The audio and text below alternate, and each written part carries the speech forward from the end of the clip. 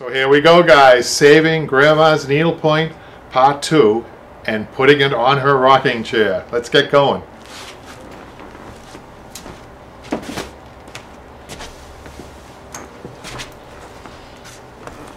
Okay, guys, so one of the secrets to this very fragile needlepoint is very minimum amount of filling, but we also want it to be sturdy. So I've already taken the webbing and interlaced it, the seat webbing. This is the best possible seat that you're going to find anywhere. So what we're going to do now is filling in the holes with the burlap. And I noticed that before they used just a piece of fabric for this part, which isn't good. Fabric doesn't have the resiliency that the burlap has. And then I told you they used the black webbing, so it didn't really work out too well for them, even though it did last a little long. But it would have lasted much longer if they had done it this way. So we're going to try to get more life out of this needlepoint. So what we're going to do is fold the back and staple it. And I want to keep away from the edges because I need my line for to put my trim on, right? And for my fabrics for the fabric. Notice how I'm not folding this. I'm stretching it. I'm stretching it first and then folding it, right? You can't do both. You can't fold it, stretch it, and staple it all at the same time. Not the tension that I want anyhow. So being a right-handed person, what I want to do first, I believe, is this side. You can fold this side down. I'll show you why right-handed makes a difference for this particular thing. I'm going to fold this and staple this. And I'm staying away from that edge. You can even be on top of the webbing if you have to give yourself a clear line. So the reason I'm using this for my stretch side, it's just easier for me to come around this way as a right-handed person to do my stretching, taking my thumb and I'm using my thumb to stretch that webbing, the burlap, right? And then over here I can come this way.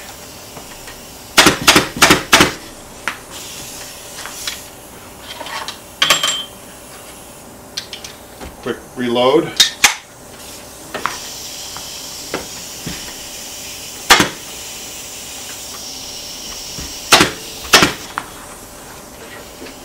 Sometimes you can pull up your burlap this way and then use the head of your gun for leverage to get it stretched, which is what I just did there. And I'm going to fold this over, fold up the corners. And what I'm going to do is I am going to trim up just a little bit. Trim up just a little bit.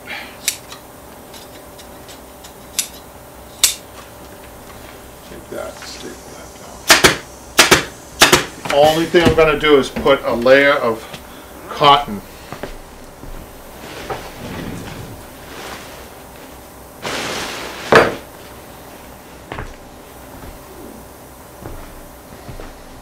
That's it. Now if you see my other videos, there is a way of trimming cotton. You use your if you're right-handed, use your right hand, tuck your thumb underneath, and make like pat it down, make like a straight edge with your hand here, and just trim it. You want to trim it away from, a little bit away from where you're going to be tacking. Okay? So I'm going to get in here. We don't want any of that cotton peeking through. Okay? When you're stapling, it's very difficult to hide cotton that's peeking through after you've trimmed out your fabric. It's really hard to hide it. What I mean with the gimp, I mean. So,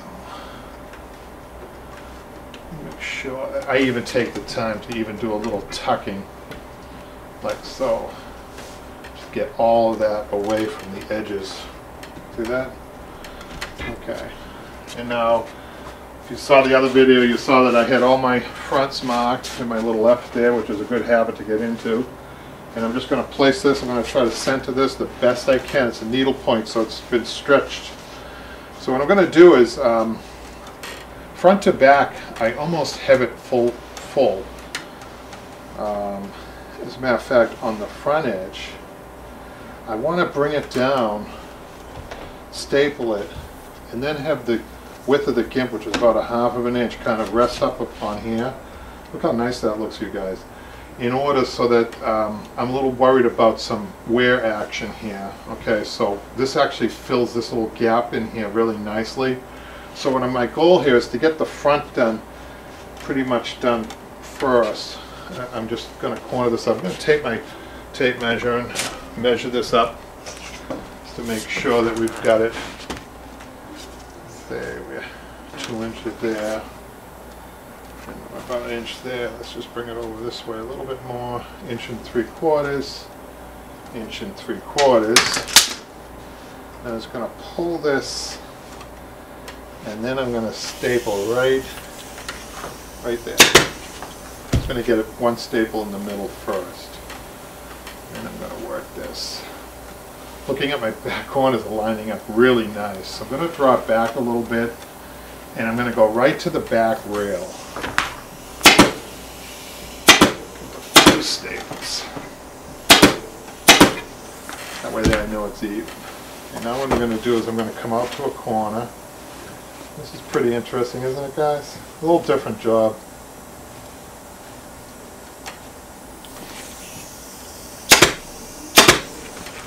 Over here.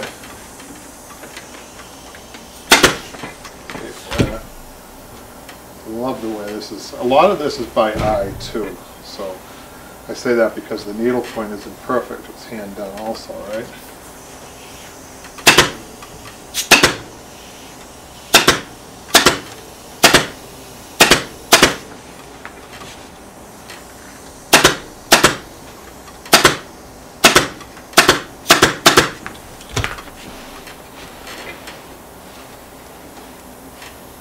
So I'm going to show you a little trick here, you guys.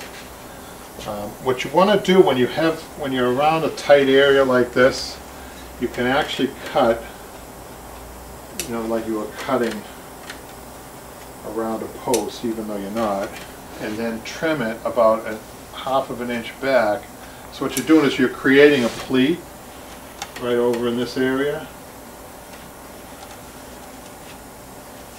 and then it actually allows you to pull it a little bit too. I'll show you what I mean by that.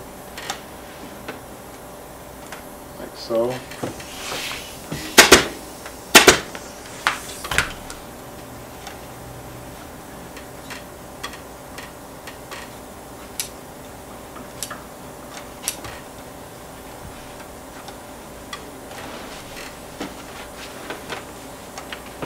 Nice, that was a little bit of. I'm going to get this one over here too. A little bit of it. Just make sure.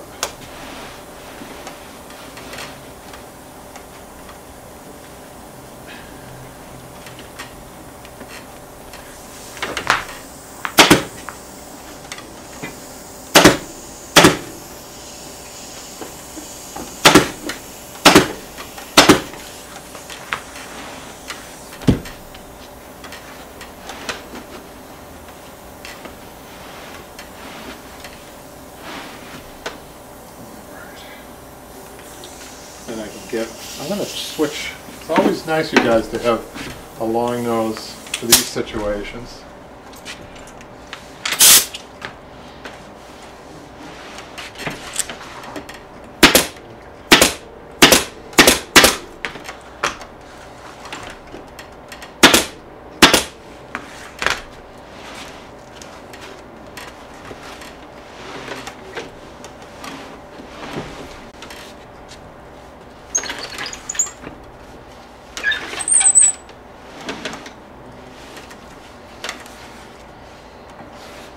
I'm going to make a cut here,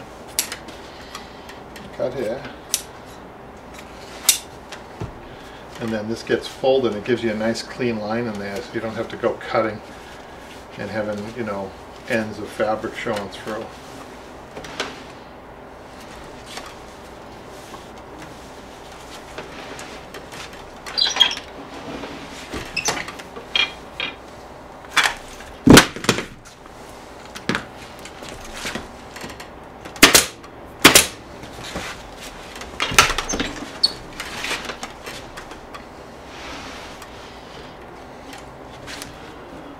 Just have a regulator handy.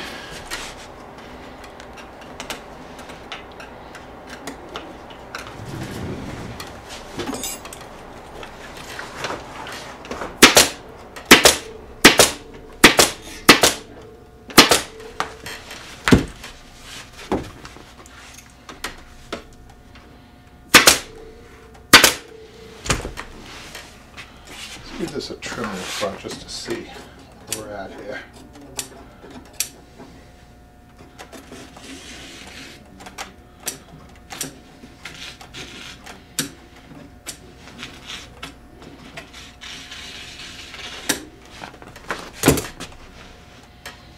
I think I might want to pull that just a little tighter. Just a little bit tighter. Be careful doing that because I don't want to pull my there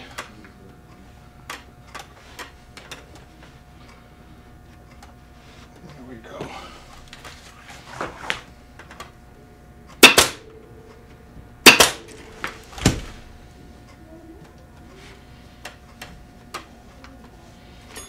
See what that's going to look like.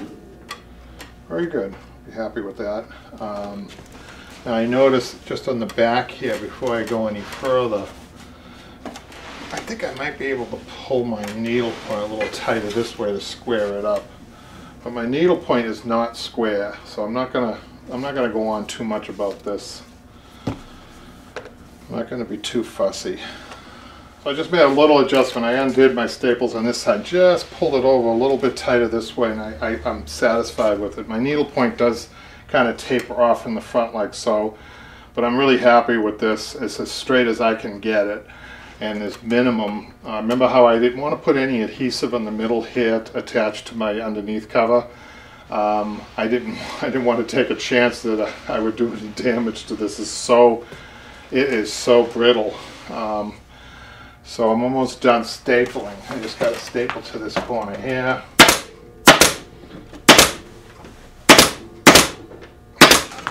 And then I have to finish the back.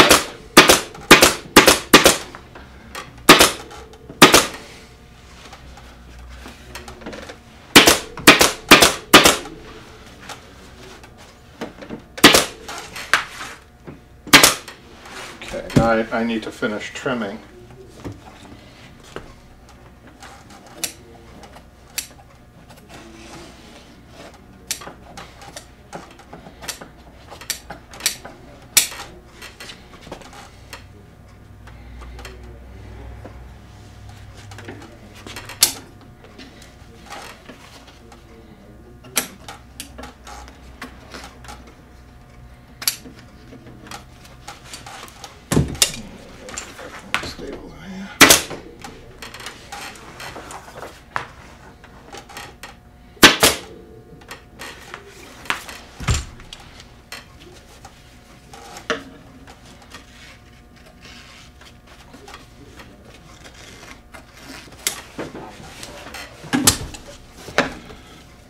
See how that goes. I'm going to make a small adjustment over here too and bring this in a little bit.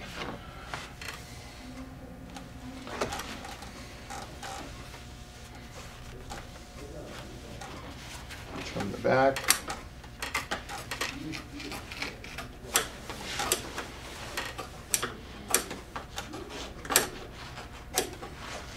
Try to get as close as you can to those staples, you guys. Make your job gluing the gimp on much easier if you can get it nice and trimmed back.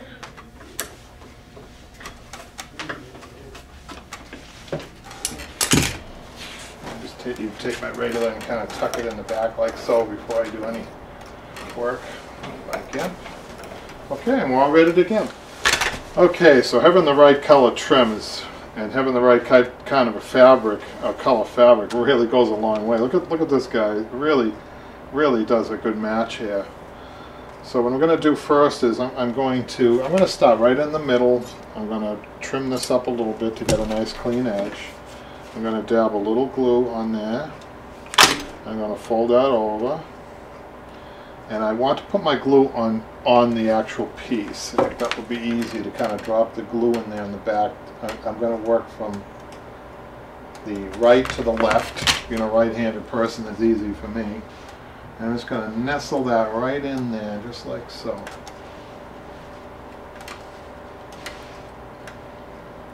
Really nice.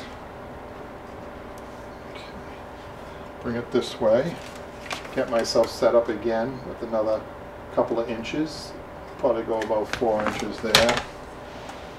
And then let the gimp just fall in there. Don't pull it.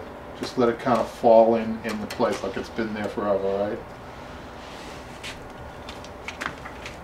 And then I'm going to come around this little post here.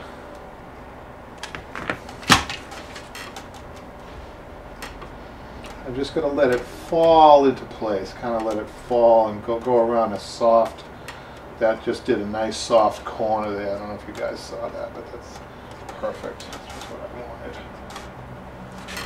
Okay, then I'm going to throw my GIMP up this way. I'm going to try to get a nice straight edge. So what I want to do over here is I want to extend I want to go a little further. I want to be a little brave with my glue line here. I want to go almost right to this point here where I know it's got to be straight. I don't know if you follow what I was saying there, but you know, the scary part of glue is you only have a couple of seconds, right? Like 1001, 1002, 1003. That looks beautiful. And it's pretty much in there glued. What you want to do with your hands on it back and forth like I was doing is try to get it, and you're acting like little mini clamps when you do that. Try to get it even a better bond. Bring it up like this. See that strategy, you guys? When you get a piece of furniture that you can use. And I'm going to go right along the edge here all the way out to the front. And that's going to nestle in nicely there. That's really nice. Wow, wait till you guys see this. Let's see. Got a little piece of fabric sticking out here, which I'm going to trim now. So, a soft corner. You don't want to miter this. In the old days, we had this really heavy GIMP or non-pliable GIMP that we had to actually miter and put a GIMP tack in. With this stuff here, with the regular GIMP, that's what I like about it. You can do these soft corners. I'll show you what I mean by that. I'm not going to go too far. Probably going to go about underneath there. And then I'm just going to kind of lay it in there, and I'm taking my hands, my fingers, I'm working my fingers to kind of to form that little soft corner. And I'm going to come right out like that. Look at that. Isn't that nice? And then I'm hoping that this is going to make a nice bridge right here. Just going to go right along here.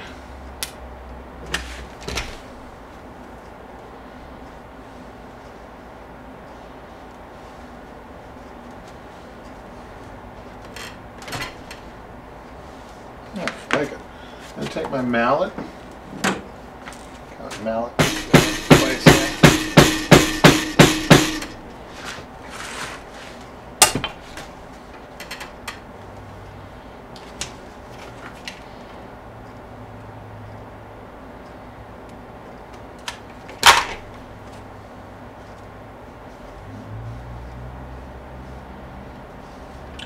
You really have to be aware of where your GIMP is, that it's not twisting. You really have to get a sense of that. It's really nice. I'm really happy with the way this is coming out. So another soft corner.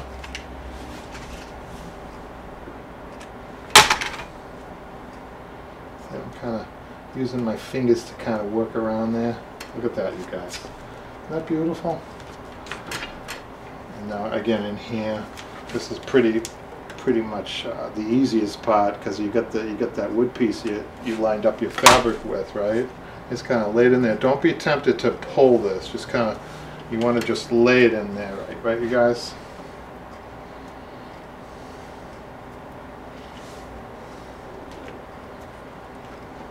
Got a little glue on it, but we'll get that off.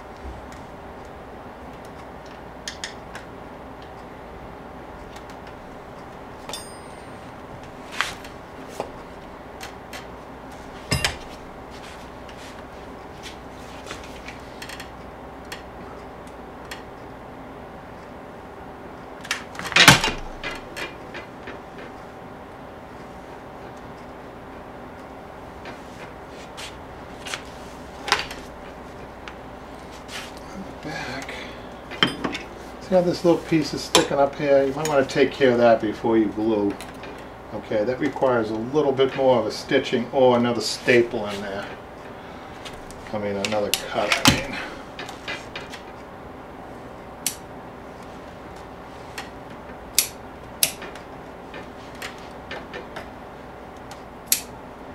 Wants to be stubborn.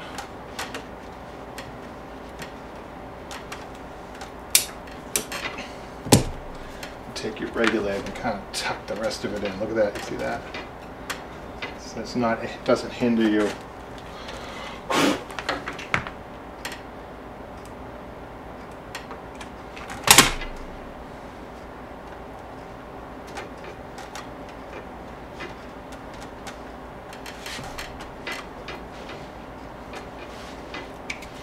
I'm going to go right to about 2 inches from the other end with my glue.